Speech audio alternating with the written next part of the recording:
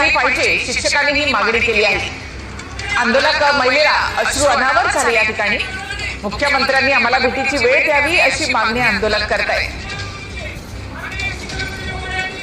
महाराष्ट्राचे मुख्यमंत्री देवेंद्र फडणवीस यांच्या कार्यालयाच्या बाहेर आपण पाहतोय की आता आंदोलनाला सुरुवात झाली आहे। मंत्रालयाच्या 6व्या मजल्यावर आहे, पोलीस समजवण्याचा प्रयत्न करतायत। या ठिकाणी शिक्षक भरतीचा विषय घेऊन या ठिकाणी आता आंदोलनाचा पवित्रा घेतलेला आहे। शिक्षक भरती झालीच पाहिजे अशा घोषणा या ठिकाणी दिल्या जात आहेत आणि काही तरुणी आहेत, आपण त्यांच्याशी बातचीत करणार आहोत। काय झालं ताई, कारण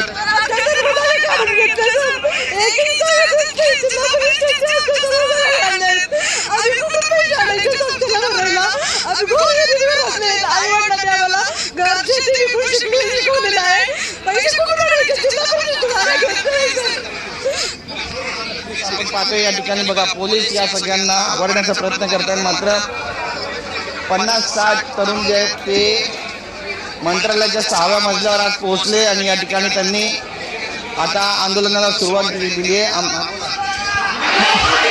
सर आम्ही 2 वर्षापासून प्लीज